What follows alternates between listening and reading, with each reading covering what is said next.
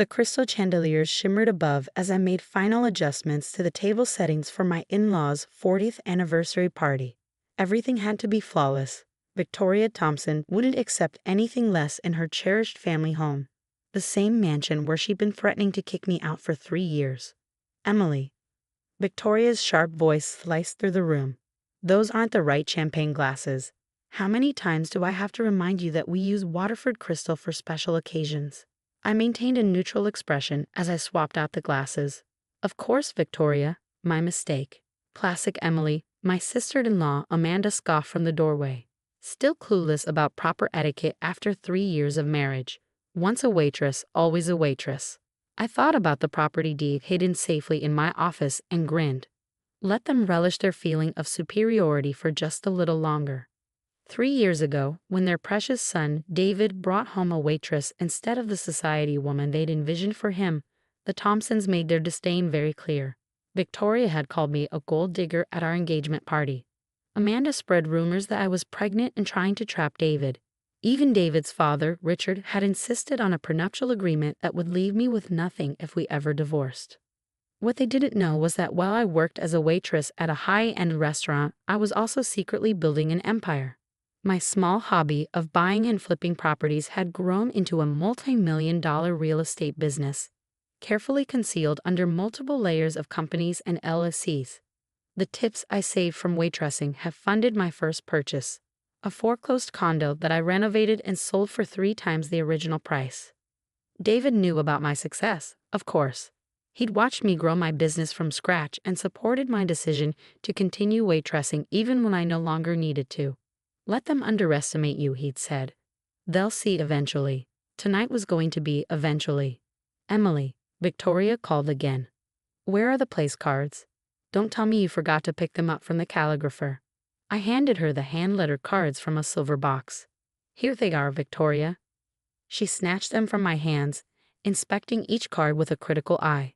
At least you didn't ruin these. Still, I don't understand why David insisted you help plan this party. It's a family event.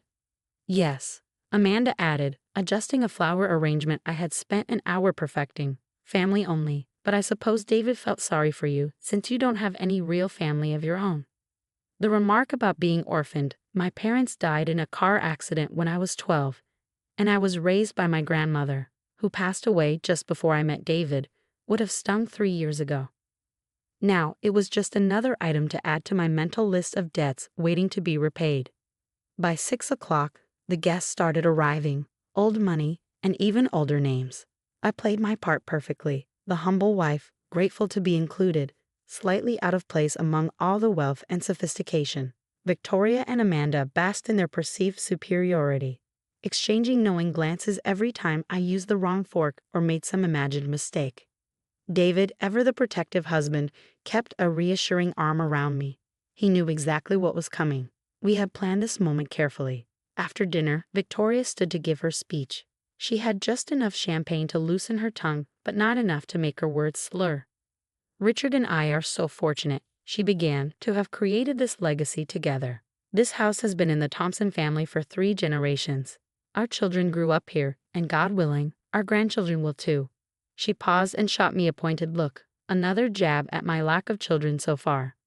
Family is everything to us, she went on, though sometimes family can be weakened by unfortunate additions. Another glance in my direction, but the Thompson bloodline remains strong, and this house will always belong to true Thompsons. I met David's gaze, and he gave a slight nod. Actually, Victoria, I said, standing up from my seat, I have something to mention about the house. Sit down, Amanda hissed, her voice dripping with disdain. No one wants to hear from the help. I opened my clutch and pulled out an envelope. 6 months ago, when the bank started foreclosure proceedings due to some poor investment choices, I glanced at Richard, who now looked very pale. Someone bought this house. Victoria froze, her champagne glass halfway to her mouth. What nonsense are you spouting? Richard handled that situation. No, Victoria, Richard tried to handle it. He begged every bank in town for a loan. But his credit was shot, and the Thompson family name doesn't have the weight it once did. The room fell into a heavy silence. Even the servers had stopped moving, their attention fully on the unfolding drama. Luckily, I continued pulling the property deed from the envelope. A real estate investment firm called Phoenix Properties stepped in. They bought the house for cash and allowed the Thompson family to continue living here under a very generous lease agreement. Richard's face shifted from pale to a deep gray. He knew what was coming. Phoenix Properties, I said with a smile, is owned by me. The silence broke as Victoria's champagne glass shattered on the floor. That's impossible, Amanda shrieked. You're just a waitress. You can't even afford designer clothes without David's money. Actually, David interjected, I've been wearing the designer clothes Emily buys me for the past 2 years. My trust fund ran out a long time ago. Bad investments seem to run in the family. I handed out copies of the property deed to the shocked guests. I've enjoyed watching you play Lady of the Manor, Victoria, but I think it's time we discuss some changes to the living arrangements, starting with those Waterford crystal glasses you love so much. Victoria swayed unsteadily on her feet. Richard, do something. But Richard was staring at the deed, his face turning ashen. Recognition was setting in. He had seen the paperwork before and had signed the lease agreement himself. He just hadn't known who owned Phoenix Properties. You? He looked at me with a mix of disbelief and dawning understanding. You were the buyer. All this time. All this time, I confirmed. While you were calling me a gold digger, I was signing the checks that kept you from bankruptcy. While you were mocking my waitress past, I was adding to my property portfolio. And while you were threatening to kick me out of the family mansion, I smiled. I was legally becoming your landlord. Amanda lunged for the deed in my hands, but David stepped in front of her. Careful, sis. That's no way to treat your landlady. Victoria finally found her voice. This is ridiculous. We'll fight this. Our lawyers will. Your lawyers, I interrupted calmly, are already on my payroll. Who do you think handled the purchase? Would you like their number? It's listed on the lease agreement you signed without reading. The room erupted into chaos after that. Amanda stormed out, slamming doors behind her. Victoria had to be helped to her room, alternately crying and making threats. Richard sat silently, staring into space, perhaps calculating how much power the Thompsons have lost in one night. As the guests left, whispering among themselves, I began collecting the Waterford crystal glasses. David helped, and we worked side by side in comfortable silence until the dining room was cleared. Feel better? He asked, pulling me into an embrace. Much, I answered, but this is just the beginning. What's next? I smiled, thinking about all the documents I had locked away. The evidence of their tax evasion, the proof of Richard's embezzlement from his own company, and Amanda's insider trading records. Next, I said, we teach them the true meaning of family values. The morning after the anniversary party, I sat in my home office, my real office, not the small desk Victoria had begrudgingly allowed me to use in the mansion's library. Multiple screens displayed my property portfolio, news alerts, and security camera feeds from the Thompson estate. I watched Victoria pacing in the garden, phone pressed to her ear, gesturing wildly as she likely plotted her next move. My own phone had been buzzing nonstop since last night. Society women who had previously ignored me at charity events were now eager to do lunch. Amanda's socialite friends wanted to know if the rumors were true. Had the waitress-turned-wife really been the one to own the Thompson mansion all along? Your mother is trying to access the family trust, David reported, bringing me coffee, the proper way, unlike Victoria's passive-aggressive habit of serving me lukewarm tea in chipped cups. She's already called 3 different banks. I smiled, opening a folder on my laptop. The trust that was emptied 6 months ago to cover Richard's gambling debts? That should make for an interesting conversation. The security feed showed Amanda's Mercedes screeching up the driveway. She stormed into the garden, waving her phone at Victoria. I turned up the volume on the feed. They've frozen my accounts, Amanda screamed. All of them, even my private offshore one. Victoria grabbed the phone, her face going pale as she read whatever was on the screen. How did they find out about those accounts? Nobody knew about those accounts. I knew, I whispered, watching their panic unfold. I've known for 2 years. David leaned over my shoulder to watch. When did you figure it out? Remember that charity gala where Amanda got drunk and boasted about her foolproof investment strategy? She was too busy mocking my waitress uniform to realize I was serving at her table. It's amazing what people say when they think the help isn't listening. My phone buzzed with a text from Richard. We need to talk. Privately? No, I texted back. We don't, but your SEC investigator would like to talk to you. Check your email for the appointment details.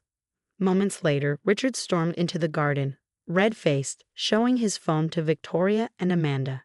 The security feed captured their meltdown in high definition. She can't do this. Amanda was crying now, mascara streaking down her face. Daddy, fix it. You always fix everything. But Richard just crumpled onto a garden bench, his head in his hands. He knew exactly what I had on him. 3 years of meticulous investigation had led me to trace money trails, document every illegal transaction, and uncover the backroom deals. I had proof of his embezzlement from his own company, the insider trading he'd orchestrated through Amanda's accounts, and the tax evasion schemes he'd hidden behind offshore entities. I'd given them until noon to pack up their things, I told David. The movers arrive at 1 to put everything in storage. He raised an eyebrow. Everything? Everything that actually belongs to them, I clarified. Which, after the forensic accountants trace the source of funds for each purchase, won't be much. Victoria showed up at my office door, trying to retain some semblance of dignity despite the smudged makeup and trembling hands. We need to discuss this like civilized people. I gestured to a chair. Please sit. Would you like some coffee? I've learned quite a bit about proper service over the years. She remained standing. This vendetta is childish. After everything we've done for you, everything you've done for me, I interrupted quietly. Let's go over the facts, shall we? You called me a gold digger at my engagement party. You forced your son to make me sign a prenup. You spent 3 years belittling me, mocking my background, and treating me like a servant in my own home. Your home, she sputtered. This mansion has been in the Thompson family for. This mansion, I cut in, was built by your husband's grandfather using money he embezzled from his business partners. Would you like to see the documentation? I found it quite an interesting read. Victoria's legs gave way, and she collapsed into the chair. What do you want? Want? I smiled. I already have everything I want. The mansion. The evidence of your family's crimes. The power to destroy everything you've built on a foundation of fraud and theft. Please, she whispered, and for the first time in 3 years, her voice lacked the usual condescension. We're family. Family? I laughed bitterly. Now we're family? Not last night when you mocked my orphan status. Not last month when you told your friends I wasn't a real Thompson. Not last year when you excluded me from the family Christmas card. David stepped forward, his voice firm. Mother, you should go pack. The movers will be here soon. Tears welled in her eyes as she turned to him. David, sweetheart, you can't let her do this to us. We're your parents. Yes, he said, his voice unwavering, you are.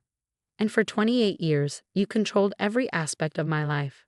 You chose my schools, my friends, my career. You even tried to choose my wife. But you chose wrong, Mother. You thought Emily was beneath us, when really we were beneath her. Victoria fled the office, her sobs echoing down the hallway. By noon, the security feeds showed a parade of luxury cars pulling up to the mansion.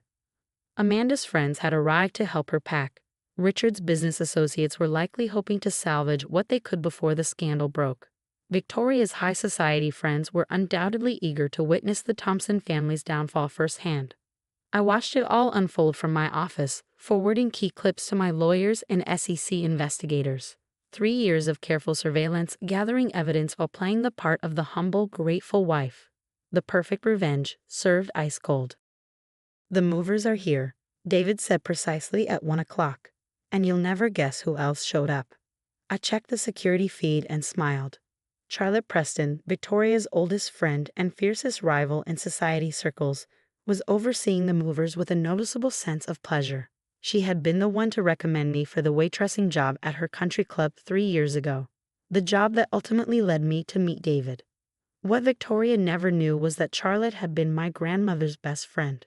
She'd helped me invest my inheritance, introduced me to real estate developers who mentored me, and watched me build my business empire, all while I served drinks to the same people who looked down on me.